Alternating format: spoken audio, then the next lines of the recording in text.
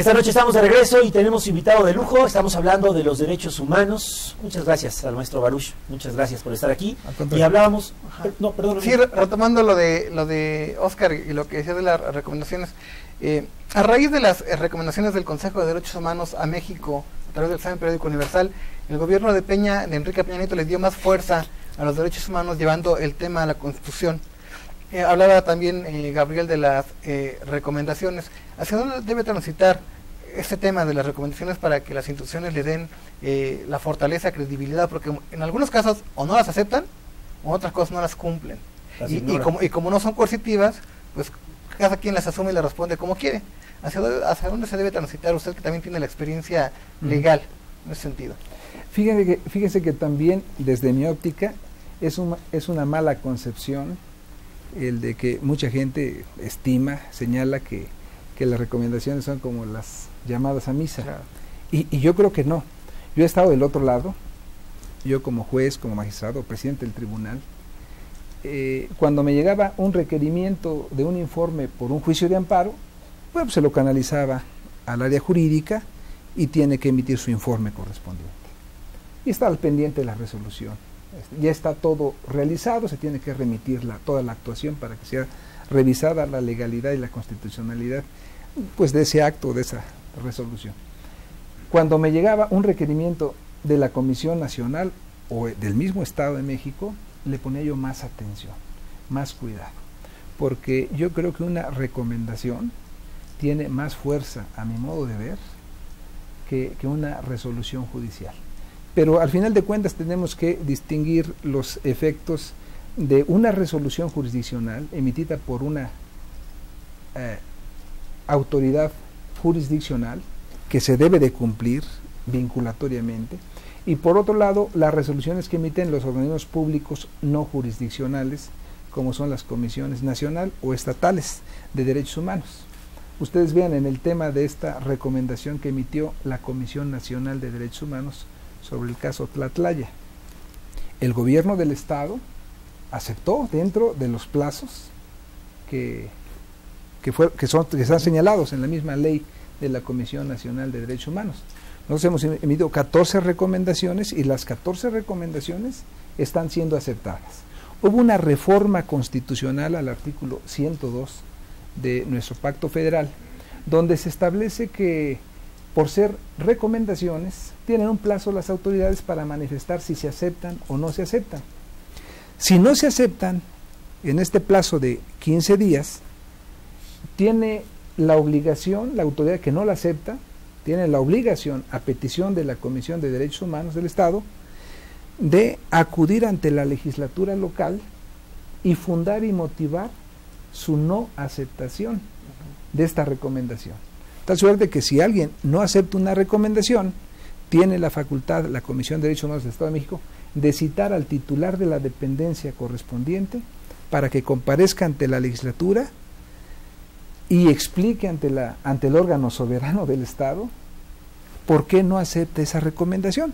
Y también el titular de la Comisión de Derechos Humanos o algún visitador tiene la facultad de comparecer ante esa soberanía en presencia del titular de esa dependencia y exponer el por qué se emitió, causa, razones, circunstancias, de tiempo, modo y lugar por la cual se emitió esa recomendación. Y esta es la consecuencia que se tiene. Entonces, pues ahorita de 14 que hemos emitido, las 14 han sido aceptadas.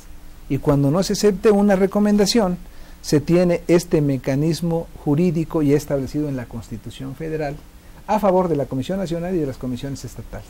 Y una vez aceptada la recomendación, es obligatoria la recomendación. Maestro, pero digo, muchas veces 14 recomendaciones son pocas.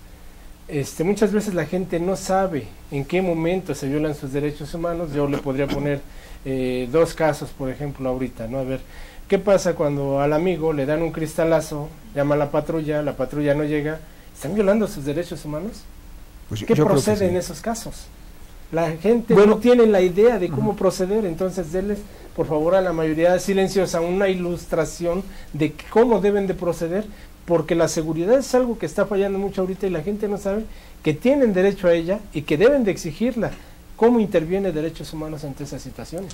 Bueno, debo de comentarles que efectivamente pues se pudiera estimar que 14 recomendaciones en 3 meses son pocas, pero en la media nacional, y por una razón, en la media nacional, el año pasado se me dieron 24 recomendaciones, todo el año.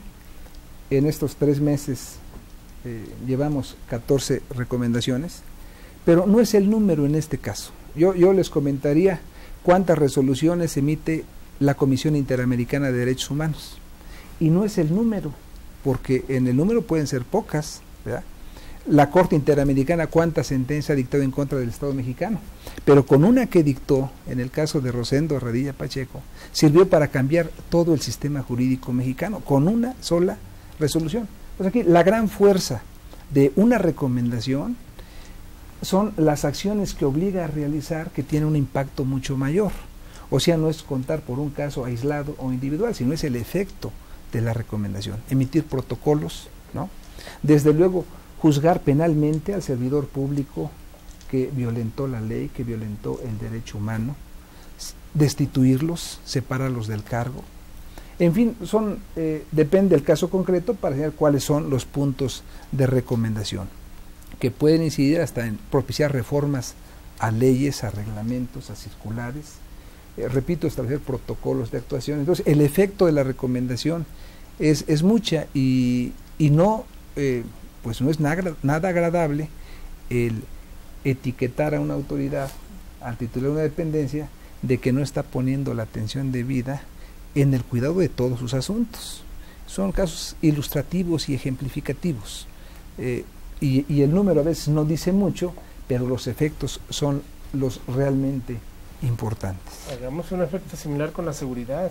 Ilústrelos, dígales cómo para que cambiemos este sistema de seguridad y verdaderamente el ciudadano que se ve afectado actúe y sepa que cuenta con autoridades como ustedes. Y desde luego en casos particulares pueden presentar una queja, porque efectivamente el derecho a la vida pública es un derecho humano de los de primer orden, y ahí hay grandes retos para todas las autoridades, particularmente pues para los gobiernos de las entidades federativas, para las autoridades federales en general. Hay grandes retos que deben de atenderse, poderes federales, estatales y municipales. Efectivamente hay grandes retos que tiene el Estado mexicano en su conjunto en este tema, como en otros también, sí, claro, que pudieran. Perdón, hay como un diferencial entre el número de quejas, que entiendo llegan a ser miles, y el número de recomendaciones. ¿Qué es lo que pasa en ese trance entre recibo 1,800 quejas y emito 18 o 14 recomendaciones? ¿Por qué no todas califican? Que queremos entenderlo y que le quede claro también a la gente que no en automático, quizá, pienso, quejarse equivale a recomendar. Y sí, por otro lado, cuando ustedes recomiendan, aceptan la recomendación, ¿cómo constatan que se cumplió? ¿O qué le pasa al que la aceptó, tuvo la osadía de decir sí, venga pues, pero después nada de muertito y nada pasa con él? Bueno, se le generan responsabilidades administrativas al funcionario que no cumple una recomendación. Y la recomendación, los asuntos que no llegan, que no terminan con una recomendación, hay varias vías por las cuales se puede concluir un expediente. En muchas ocasiones no se ratifican las quejas. En muchas cuando no son violaciones graves, la ley permite dar por concluido el expediente. En muchas ocasiones, por ejemplo, en materia educativa, hay muchas denuncias, por ejemplo, donde la pretensión del padre de familia o del alumno es un cambio de horario, o que lo sancionaron por llegar tarde, o por discutir con otro compañero, o pelear con otro compañero, y ahí se van buscando medios alternativos de solución.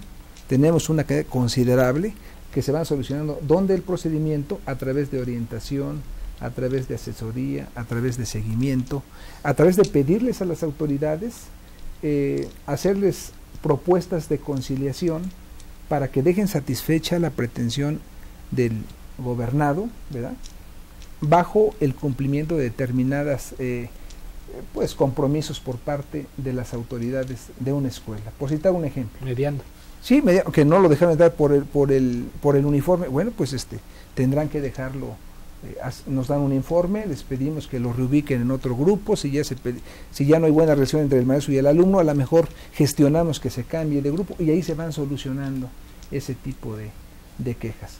A veces la gente lo que necesita es orientación, es atención para canalizarlo a las instancias correspondientes que puedan atenderle, que puedan serle útil en la pretensión que están demandando. Oiga, perdón, ¿y no utilizamos también los ciudadanos esto como un pretexto para amedrentar a las propias autoridades? Yo entiendo que sí hay muchos casos en los que hay violaciones, ¿no?, a los derechos, pero por ejemplo, en ejemplos como el que dice, ¿no?, pues que la maestra miró mal a mi hijo y ya me lo tiene reprobado, me voy a derechos humanos y no nos hace también a nosotros como ciudadanos quisquillosos. Sí, desde luego debemos de tener la capacidad de distinguir en qué casos sí por ser una recomendación y en qué casos no por ser una recomendación.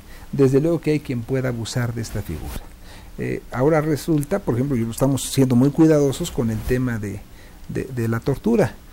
Pues ahora todos los gobernados que se presentan ante un juez, pues la mayoría aduce que han sido objeto de actos de tortura, de tratos crueles, degradantes, o la elección de penas prohibidas por el 22 constitucional. Entonces tenemos que investigar adecuadamente para que con objetividad se pueda determinar en cada caso concreto cuándo sí y cuándo no. Y la verdad sale a la luz.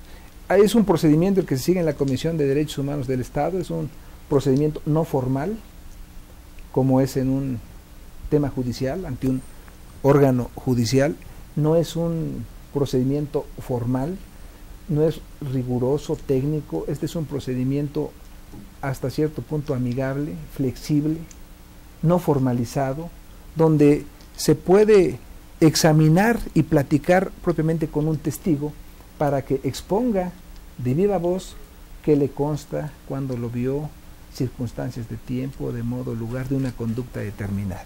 Y esto nos va dando elementos para poder emitir una recomendación, que desde luego deberá estar sustentada, deberá estar motivada y sujeta al escrutinio de las áreas jurídicas y técnicas de cada autoridad, porque nosotros también estamos vigilando que nuestra recomendación lleve argumentos, lleve evidencias, para que pues no pueda refutarse.